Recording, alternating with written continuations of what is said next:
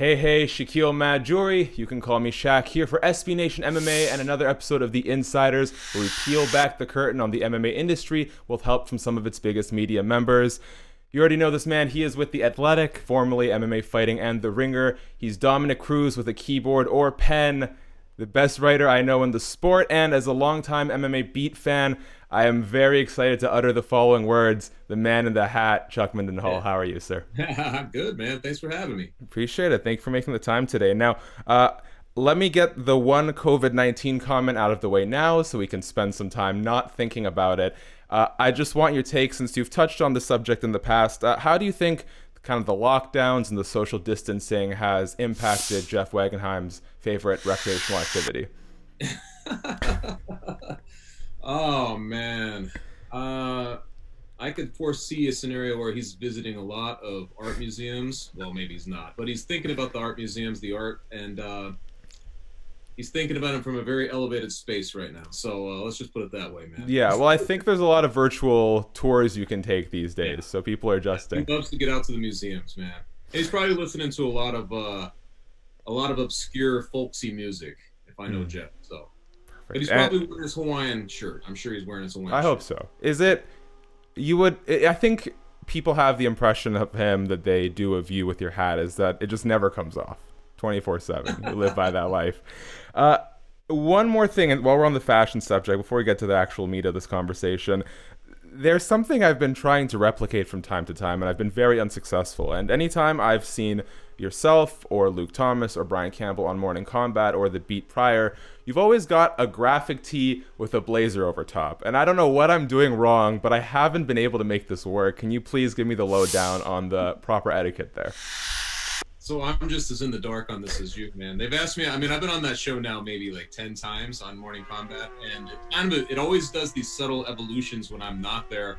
And then I'll come in and they're like, they've got something new going on. But at some point along the way, early on, they said, wear a blazer and a t-shirt. That's kind of our uniform for the show. So I've been doing that, and it's crazy because you think you have a ton of t-shirts, and so you have to really roll them out like that. And then I realized I need to pick up more t-shirts, man, because I think I blazed through all of the ones that would make sense for a show like that. But that's kind of the genesis of it. There was one time I went on there, maybe like 2 times ago, and they didn't tell me they did this cold open. You know how they kind of talk as if there's just conversing. And Yes. I didn't know that was going on. So the very first time that happens when I'm on there, I have absolutely no clue that we're recording. So that's I'm glad I didn't say anything too foolish. You know what I mean? Yeah, you always got to worry about a hot mic, right? As soon as you're mic'd up, you got to stop. Chuck, you've obviously moved to The Athletic from MMA Fighting, and along with The Athletic's introduction to MMA, there was also ESPN. So you now have these two big competitors in what was for a long time covered extensively by niche outlets, whether that be MMA Fighting, SureDog, MMA Junkie. What does the introduction of ESPN and The Athletic mean for the more traditional MMA outlets, the good and the bad? Oh, man, that's a great question. Obviously we perform a different function, like we us at The Athletic, than what ESPN is doing. But I used to work, before I went to MMA Fighting, I was at ESPN. So it's kind of been this very strange evolution to watch what ESPN has done. But the big thing is now they're invested in it, and obviously they've rolled out the big guns. They got Ariel Helwani and so many guys now, so many producers and everything else kind of working on that show. I mean, working on the promotion. And I think that I enjoy that aspect of it from this very strange place where I was there early on when they didn't care. And so I think that that's a major kind of turning point. I think that ESPN gives a strange kind of legitimacy to the sport. And it's tough to explain, but everybody can root their kind of sporting existence through ESPN in this weird way. It just feels like if you add UFC into that canon, into that whole picture, and just the vibe, the history, and all that, it becomes part of that, And so I feel like they've done a great job, honestly, for the most part, in kind of picking up. The Athletic itself just has a different kind of approach to this. Obviously, it more storytelling and more reader based, and I think that we kind of looked at that as our niche, and that was perfect for a guy like me. For and it's sure. perfect for a couple of the other guys. Yeah, you kind of want, that's what you feel like you do best anyway. You want to sit down and you want to talk to subjects and kind of delve into nuance of story and things like that. We have that ability, and I think we've done a pretty good job over this first like 9 months or whatever it is of kind of setting that identity and get some subscribers. So what it means to the other places though is we've become a little more specialized. And it was funny because I was a little bit a fish out of water in a place like MMA Fighting, because my brand of writing, and I try to put some thought into the pieces, you know, a lot of columns or features, whatever it is. The daily cycle is just like every hour there had to be something rolling. And you know how this works too, man. It's like every hour something's got to be kind of popping up there. Yeah. And I think that there's just a moment in time where you're like, am I doing what I want to be doing? And I think for me, a couple of years ago, before I even left MMA Fighting, you know, you probably realize this isn't probably optimal for me to be in the situation where you're just kind of cranking out material and as part of the news cycle and part of the Twitterverse and, you know, echo chamber of everything that's going on out there. I think that what we're doing is kind of the reverse of that. You know, we're not trying to go for clicks. We don't try to go for numbers. I know that clicks matter and subscriptions matter, but I think we're trying to do that through good storytelling. And I'm not sure that's really the goal of those, like the MMA Fightings, the MMA Junkies, and all those types of things. So I would say that that's really just it. It's more of a specialized MMA type of coverage. Well, it's you know, that's a rare luxury you have, especially for someone with your particular skills. I was talking to Dave Meltzer about it, and you know, it puts the media in the hard place, because I would love to focus on one particular story for a long time, but that's just not the nature of the online news cycle anymore. As we move on, obviously you're not at ESPN any longer. The ESPN that covers MMA now is a very different ESPN from your time there. But Luke Thomas mentioned something on one of his live chats, and I just want to kind of get your thoughts on that. And that is, he said that he knows from direct sources at ESPN that there are members of that staff who've had stories nixed because it perhaps didn't mesh well with the UFC's image, considering they have, you know, really great reporters over there. Mark Raymundi is, you know, phenomenal. I don't think Mark Raymundi gets enough credit in the space. The work he does, nobody else really does. I don't think anyone else could do as well as he does. Ariel Helwani, of course, has been the face for a really long time. I don't want to put it on any one specific person, but in general, if you have built up a lot of your work with a degree of journalistic integrity, do you know when you're going to ESPN that this is a kind of a different job than what I've been doing prior, that you kind of have to join that machine a little bit? So when I went there, which was in 2010, and I was there until 2013. Okay, so we at that point we're still, it's a boom sport, but it's also very niche still, and it's almost like you're crossing a barrier just to get to have ESPN want to be part of the coverage. It felt a little bit like privilege at the moment, because you're like, well, now I'm joining this major, you know, corporate entity, and I get a chance to write it. But I was actually, my job at the time was to write more like almost a running blog. It was just columns, 600 word columns mostly, and then you would cover live events, and then you know, you do the occasional features. But in that time, there were maybe a couple of times where, you know, there might have been a red flag or something that they brought up to me, and they're like, maybe, you know, we should reword this, or they would kind of, you know, tinker with it a little bit, things like that. But I never ever, that I can recall, never had a piece nixed.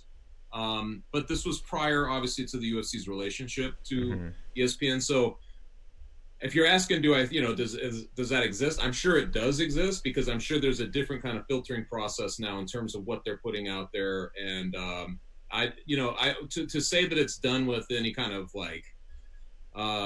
you know, protective measures and stuff like that, I don't really know. But I do know that ESPN is, out of everything, you know, ESPN is, you know, they kind of set the they set the tempo and the trend and the bar for a lot of different things. And I know that at one point when I was on MMA Alive, I don't know if this is 100% accurate. It's been a while, but it was like, there was a moment in time where MMA Live, which was on ESPN2, was about to go away because the sponsors were going away and stuff like that. And there was a moment where it might resurrect, and UFC wanted to kind of step in and help in that regard. But they wanted it to be called UFC Live.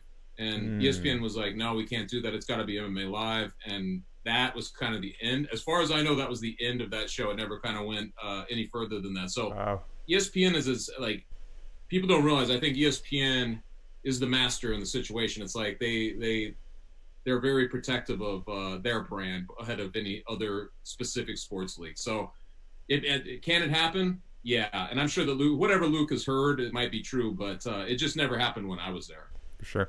And the last thing on this kind of series of questions, MMA Fighting. I think MMA Fighting has a really tremendous team right now. You have the likes of Esther and Casey as a kind of a foundation. Alex Lee, Jose Young's been putting in a lot of work. They just brought in Mike Heck, who's been grinding for a very, very long time. Do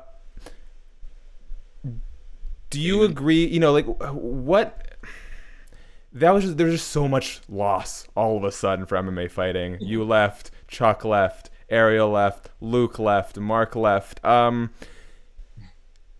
you think MMA Fighting is hurting at all because of that? Or is the sort of foundation behind them with the SB Nation and Vox, is the structure just kind of there that they're going to be fine?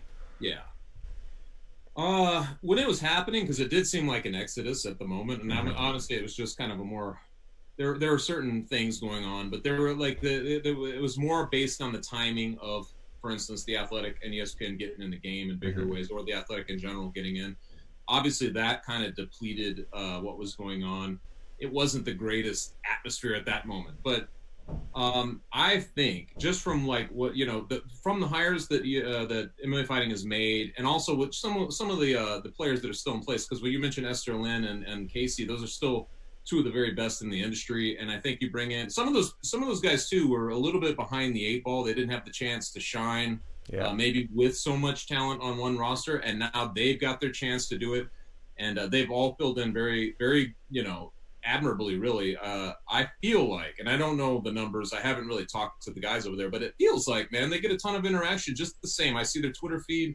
It didn't seem like, I know that some people, kind of mentioned that it's depleted and things like that. But to me, it looks like the inertia, maybe, just that, like you mentioned, the structure was in place. Like people just are going to go where they're used to going.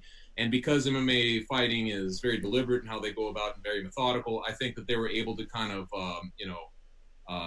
bridge the gap there for a little bit, weather the storm, and then put people in places that made sense and carry on the coverage the same way they've been doing. Mike Chiappetta, especially, like jumping up and, kind of doing the voice, the column guy, like he's done a great job with that. And I feel like they've kind of just kept rolling, man. And it's kudos to them, because honestly, when it was happening, part of me felt bad about it, because you're like, I didn't want I like MMA Fighting. I didn't want it to be hurt or to die or something like that. So I'm very, very grateful, actually, that it's still rolling and full steam ahead. Yes, I think short-term memory is something we all suffer from in MMA, and I think people forget it takes time to get familiar with the work when you are filling the shoes of the likes of yourself, Ariel Helwani, Luke Thomas. People have been doing it at the very top for a long, long time, and now you're handing over the reins to a number of young talent who need time to adjust to all that. I think they've been doing it well. You said in a Reddit AMA, kind of talking about the future of MMA, you said, quote, "I hope the sport is alive and well. That doesn't always feel like a given." What did you mean by that, and has that opinion changed over the last year?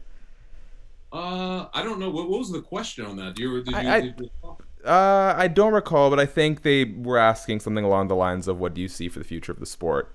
I mean, if I'm being honest, there have been times, and actually this is probably one of those times you're not sure how this looks to the broader world, right? Like, and then you have this major, debt or whatever you want to call it. Like the UFC is now part of Endeavor. Endeavor owns it, and you wonder to what extent all of that's going on. You hear different things coming out. I'm not the greatest financial guy, like what's going on in those types in the business sense, but I'm like, you hear things going on, you're like, all right, so what's going on there? But then in the face of this pandemic, with Dana White just kind of, rolling out almost tone deaf from the rest of the world there for through this whole thing, you're like, how is this affecting things? So there's always going to be these moments where I'm like, is it too lunatic?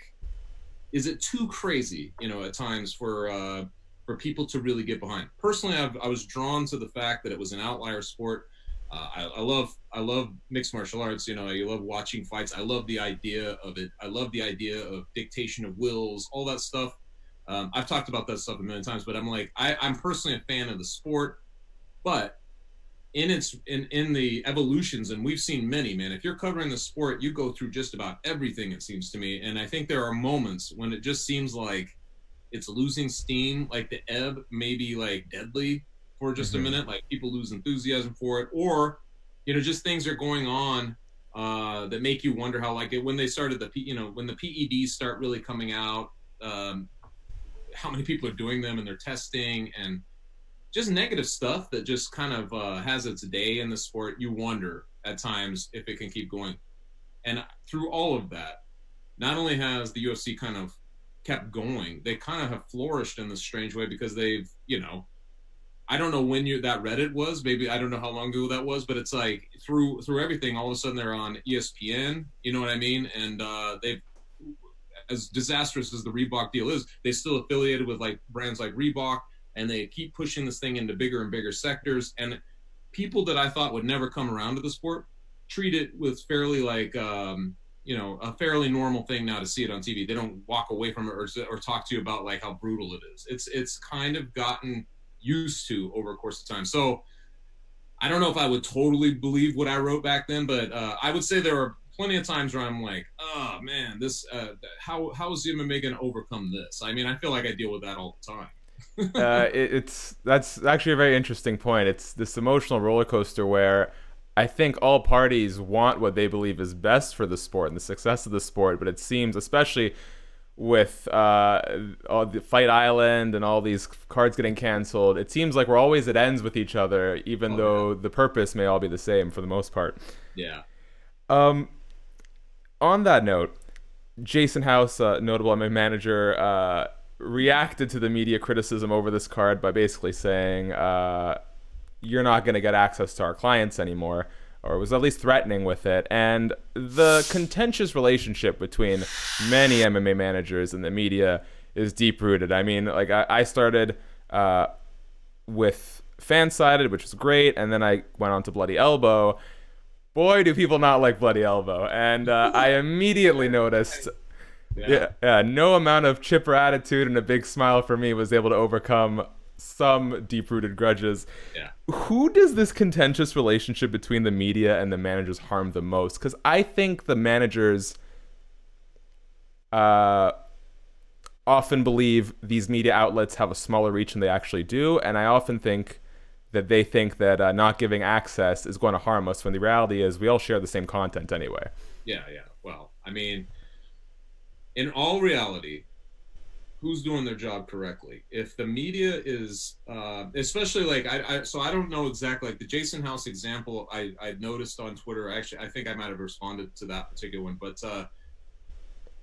you know, you look at it and I'm like, who's doing their job correctly? If a media is basically, and you're paid basically for opinion, if you're writing columns, you're writing feature, or if you have a radio show, or if you're supposed to be doing this, you're supposed to be looking at big picture issues and be you know, scrutinizing decision making within the sport. That's your job.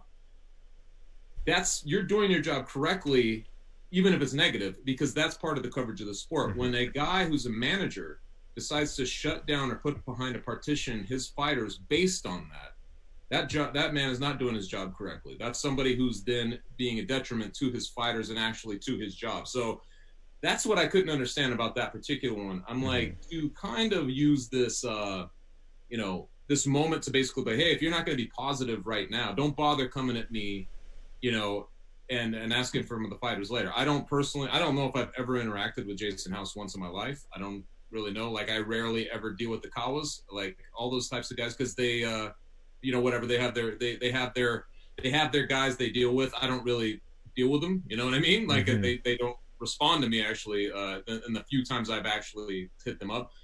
So in all honesty, I'm like, for me personally, I'm like, I could care less what you know, I could, you know, whatever they want to do. But at the same time, I'm like, it seems like it seems like there's a misunderstanding in place where to make something like that, that's sort of a vendetta towards specific journalists who you basically think murdered UFC 249. It just seems like bad policy to go on to your Twitter and to say something like that, because who's that serving? I don't even know what that's serving at that point. You know what I mean? So it's just a bizarre. This is a bizarre time. There's so much infighting and small skirmishes anyway during all the times in the UFC or just in MMA Twitter. But then you get into situations like this, and I mean, the fangs come out a little bit. You know what I mean? Yeah, it's crazy. And I've had this dialogue with managers before where, like, the reality is, I personally could care less about the grudges that you may have with my publication or publications I'm associated with. And one thing that I think, I'll just say with Bloody Elbow, people have a real misunderstanding with is that there is a particular agenda. Now, lots of editors have their passions, and writers have their passions. Kareem does a lot of great deep dives into politics. John Nash does great finance stuff. I have an entertainment background. I work for ET Canada. Yeah. All I want to do is make these fighters look as interesting as possible, because I really respect these fighters. And blocking access for me, even when I'm talking about like newly signed, not even one fight in the cage interview subject, you're not harming me. I can do other work, and you're not spiting the publication either, right? It just seems like all of this infighting ultimately is at a disservice to the fighters more than anyone. And I would hope that the media and the managers have the fighters' best intentions in mind.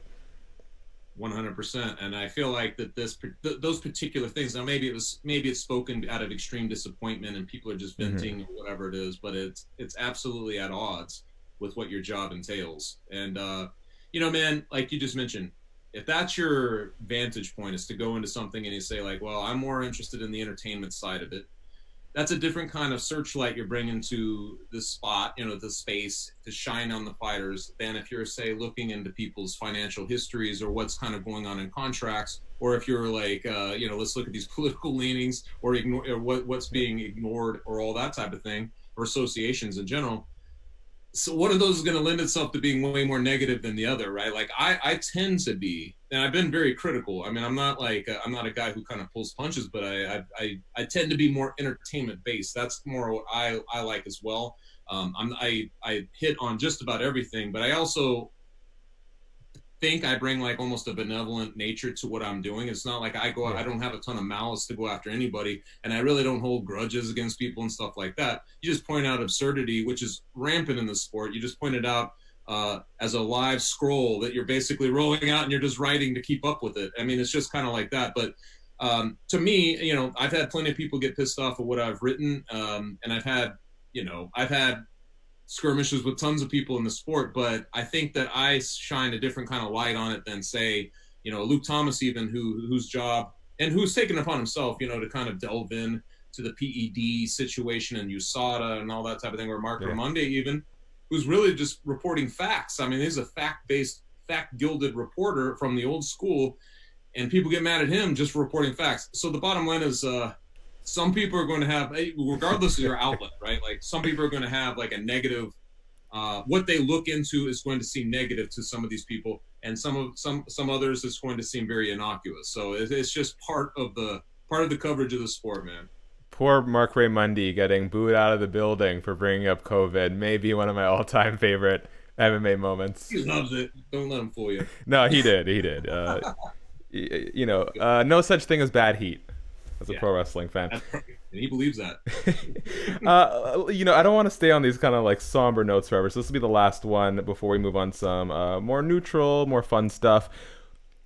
Where I was at UFC Vancouver, that was the Justin Gaethje Donald Cerrone fight, and Todd Duffy came for the Fight Week media interview, and what we thought was just going to be a typical Q&A turned into spirited debate between Todd Duffy and the rest of us over how the media knocks fighters down and doesn't do enough to support fighters. And so what I did after that is, when I uploaded that to MMA Mania's Facebook, I put a poll and I asked the audience, who is most responsible for tearing down fighters? Is it the UFC? Is it the media? Or is it the fans? And the resounding thumbs down was for the media.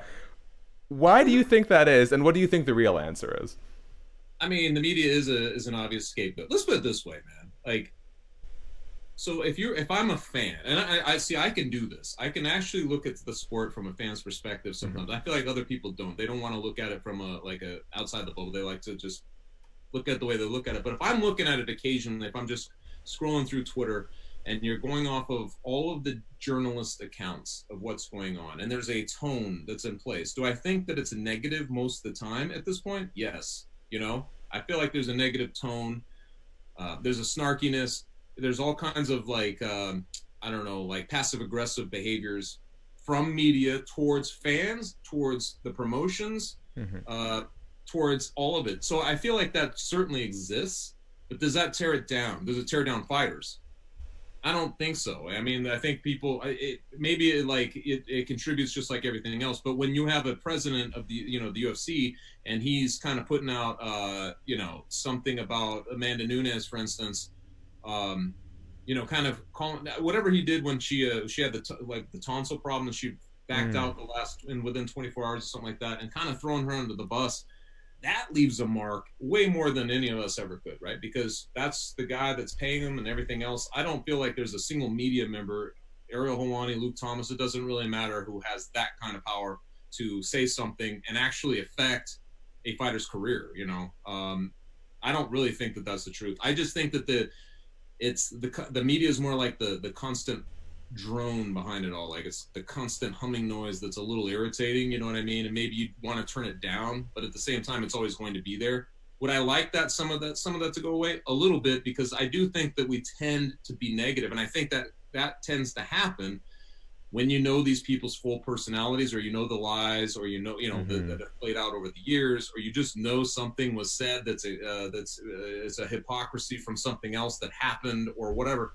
You're going to tend to have a negative outlook over time, just because if you have any context of history and all, what's going on, it's going to form. I don't think you can keep the rose-colored lens, on the whole time. But it's certainly not like, I remember the Todd Duffy thing, and it's certainly not the media's job to make these guys appear better or more attractive or compelling to an audience. I mean, that's just not the way it is. There are some people who like to tell the stories that, if they know something about a fighter, that they would like to get out there and make known. It's because they know it will shine a good light on that. That's great.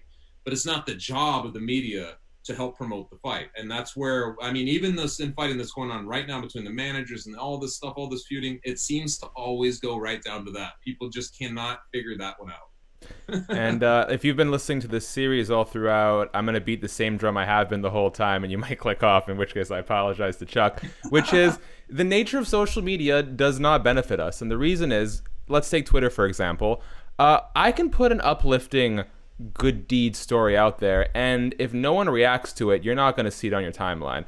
But when Colby Covington says some stupid thing, and listen, I'm one of those losers who adores Colby Covington's stupidity, everyone comments, everyone retweets, and that's the thing that ends up on the timelines. That is out of my hands. And additionally, I don't know about you, but I have never once in my life left a comment on a video or something because I really enjoyed it. 90% of the thing is, the outrage is a vocal minority, right? For the most part, you enjoy something, maybe you hit the thumbs up button, maybe you share it, you move on with your day, right? It seems that the people who perpetuate these negative stories that the media puts out are the ones who want to argue and debate, and that inherently is going to bring down the mood in the room no matter what the subject is. 100%, man. I mean, you could prove that like a billion times a day. Just go down anybody who says anything. Okay, there's a lot of people who manipulate this, right? They manipulate. They want to play this game. I feel like the guy like somebody like Clay Travis or something, can just manipulate outrage. You know what I mean? Yeah. It's like you can just figure out what's going to cause outrage, manipulate it, and then make it reflect back on you in a way that gets you more money or gets you more deals or whatever, like get you a long-term deal. I feel like those types of people exist, and I feel like more and more of them are. But you're 100% right, man. Negativity is what negative in some of the most compelling figures in our sport are only compelling because of negative headlines. That's and true. And so, that's just the nature. That's the nature of our sport. I think that's the nature of a lot of other stuff too. But MMA, man, it's like it can be, to follow the sport and to really follow like a ton of fighters and the UFC and the writers, it tends to be very, very, very negative in the end, man. Let's slowly start ticking the tone of this interview into a positive direction. The Fertittas. I think sometimes people forget just how integral the Fertittas were to the success of the UFC. And boy, do those guys know how to gamble, because they cashed out of the UFC at the perfect possible time for an outrageous sum of money.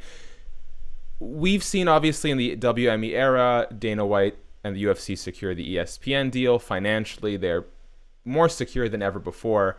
But when it comes to the day-to-day operations, the matchmaking, stuff like that, is the UFC missing the Fertittas? Oh, man, I think so. But here's the thing, like, so if Endeavor, like when this whole deal went down, if the Endeavor officials, if Ari Emanuel or any of the big names had come forward and just made statements, just talked to the public, talked to the media a little bit, made some kind of, put a face to what was going on, or put an intention or whatever, maybe there would have been a different vibe from the beginning. But I think that it became faceless immediately, and then you had kind of Dana operating as a middleman between what are the owners thinking versus what's the reality and all that stuff. It made it very impersonal, and this was a sport. The one brilliant thing that the Fertitta brothers did was make it very familial. It felt like when MMA first started kind of booming, okay, we had this structure, these two, the billionaire Fertitta brothers, Dana White as the perfect kind of vocal face of the company who would, execute everything, and it just kept rolling.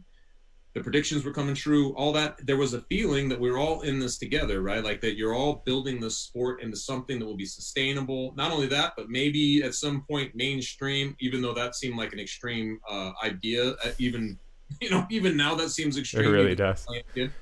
But there was a little bit of a we're all in this together attitude that lasted a number of years.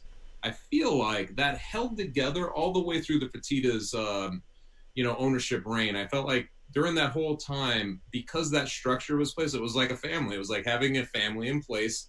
It felt very intimate. I felt like there was an outcry that the fans generally just really wanted to see some kind of fight or some kind of resolution to something. I felt like the Fertittas kind of stepped in. They knew about it. They were in tune with what the general attitude, the general feeling was for where things were, and they would make it happen.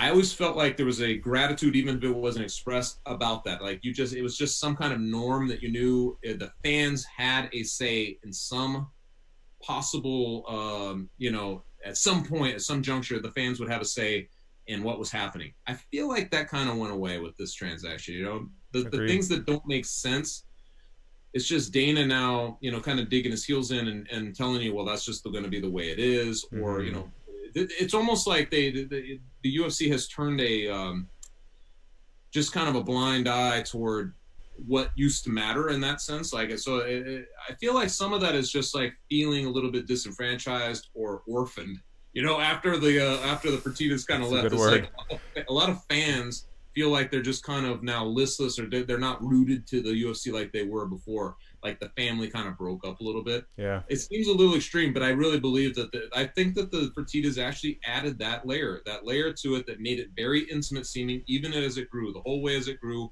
into what it became a $4 billion thing. They held it together in this way that felt like we were all in it together. I don't really feel that anymore, so I feel like that's the big difference. You know what? I've never really thought about it, but I do feel a degree of disconnect from the UFC. It does feel more like another gear in the ESPN machine now, no matter how successful and polished that machine is. I don't know if you ever considered broadcasting, or if that's something that you really wanted to do, but either way, through the MMA Beat and your appearances on Morning Combat, I think you've become a real fan favorite for a lot of people for how you use your voice and what you have to say. Now, you obviously do the Man and the Myth podcast with Sean El-Shadi, which, by the way, I don't think gets enough credit. That is the best name for a podcast I never even clued in on the acronym until I saw it. Who's to thank for that? I came up with it because it's funny, man. Do you know, you follow pro wrestling? Yes.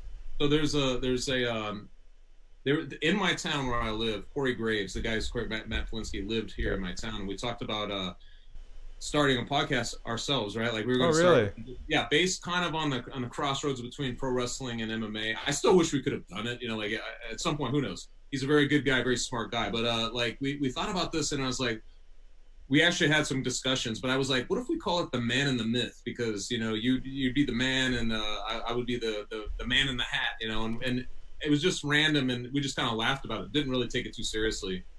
And then we got, you know, I went to the Athletic, and as things kind of going on, we were kicking around names because we knew we were going to do a podcast together, more of a writerly, you know, two guys conversing who are more writer than anything else. And we're like, what can we call it? And we came up with like 20 different names, and I just threw it out there again. I was like, what about the Man and the Myth? And I think Sean particularly really liked it, and a couple of the producers were like, yeah, that's got a nice ring to it. And then it stuck, man. So all of a sudden it was the Man and the Myth. It was more of a joke than anything, and then it became the name. I love that. Shout out to Corey Graves. Oh, who would have thought Sean would steal his thunder? Yeah, I mean, that thing never really. We only talked about it. I just yeah. That's when the idea occurred to me, though. And in any case, I think that it fits what Sean and I do a lot better. You know. And so the follow up to that is, you know, you've often been the contributor to someone else's show, whether that's panelists on the MMA Beat, which Ariel and Luke kind of primarily anchored, or Morning Combat, which is Brian and Luke's show. What's been the biggest adjustment for you now being the star along with Sean? Really nothing, man. You know, like, I know what you're saying, though. I hadn't really thought of that. Like, I guess I was more of a player, right? Like, and like, so the MMA Beat, you just kind of felt like it was all of our shows. But, you know, you had those two guys took turns hosting depending on what was going on. But so I could see where you're coming from. But it felt more like I was just you know, we were all kind of even in that show. Like, you're just going to contribute as you contributed, with one guy driving. So it was kind of, I guess, more Ariel or Luke's show. And then the Morning Combat obviously is totally their show. I just fill in whenever they need me. This one, I mean, it's really no different, man. I feel like it always just comes down to if you got subjects to talk about and you're going to hit on them, I'm going to talk the same. It doesn't really matter if I'm a major player in that or if I'm just, you know, joining you right now in a cameo role type thing. It's all the same to me, man. I haven't done a ton of quarterbacking. Like, it's not like I haven't done like a lot of the stuff where I'm the actual host, you know, and I know that's kind of what you're saying, like where I'm basically the one answering questions. So I guess I feel, it's not like I'm opposed to it, but I guess I feel I've gotten accustomed to, I should say, like, you know, being the guy who answers questions rather than asks them or something along those lines. As we wrap up, I always like to play a poorly worded game, and so I've come up with hat tricks. So I'm going to ask you 3 hat-related questions, Chuck. I want you to take on all these. As someone who looks god-awful in a hat, no matter how many times I try to convince my girlfriend otherwise, what is the biggest rookie mistake one makes when purchasing a hat? That's a good one, man. I don't know. You know, I've noticed all my good questions have nothing to do with MMA. They're all good questions, man. I just point out the ones that I particularly like. But you know what? I don't know. I guess I don't really notice it. I've always been a hat dude, man. It's like you go back to my my youth. I'm more, you know. It's like I'm always my son's the same way. Like, wears a lot of hats. Has tons of hats. I don't know. I mean, as long as you feel, I think that it really is, if you feel natural in a hat, you know what I mean? Like, if you're wearing a hat and you feel good about it, you probably look natural. You probably look okay in a hat. I feel like there are some people, though, who feel awkward wearing a hat. And those people, to me, are kind of conspicuous. And, you know what I mean? Yeah. It's like sometimes you'll see fighters, even when they wear those crazy-ass, what are they, like, those snapback types with the flat brim, they're all big. Some of those people look so ridiculous, and you know that they're just doing it because it's Reebok or whatever. In those situations, I'm like, nah, nix that. You're bringing up terrible memories of 11-year-old Shaq wearing a G-Unit fitted cap that was like 6 sizes too big for him in elementary school. That thing did not last more than 10 minutes. Yeah. Okay.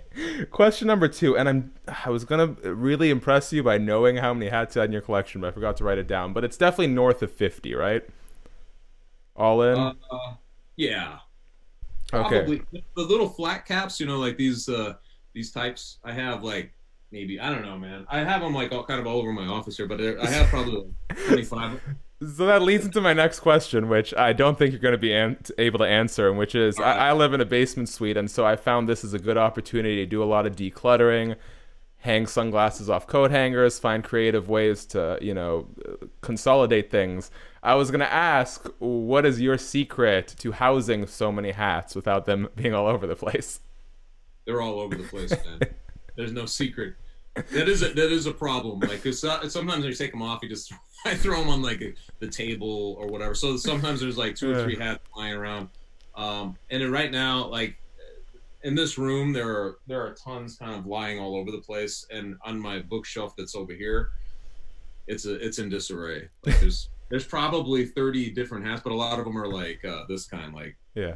all caps and stuff like that. But I have no method, man. I'm messy with them. You know what I mean? Yeah, if you ever decide to organize things, I'd recommend those like shoe hangers. You just like hang them off the closet, and they've just got a bunch of space, little boxes in them. I think I can fit some hats in there. All right, last one for you. Fashion is very cyclical, so I want to know, what do you think is the next hat to make a big comeback? Ooh.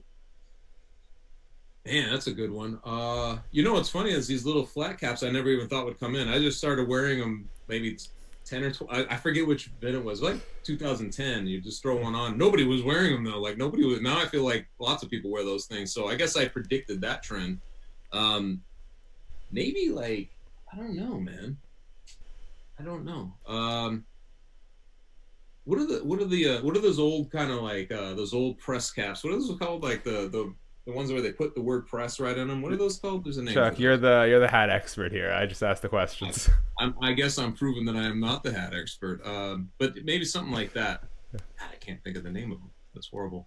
But maybe something from like those classic kind of like 20s, 30s type thing. I could see that happening actually. Agreed. I do feel like that could be a possibility. There's also like a lot of those 70s kind of bigger those Borsalino type, those bigger, puffier ones that are in the vein of these flat caps. I could see those making a little bit of a comeback too. Well, Chuck, you're right about the flat cap. So, along with the Iceman and the Man in the Hat, I want to give you a new nickname, and that's Chuck the Trendsetter Mindenhall. Chuck, I want to thank you so much for the time today. You're more than gracious with your time and answering all my questions. Stay safe out there, and everyone knows where they can catch your work, and that's on The Athletic. Absolutely. Thanks, man. Appreciate it.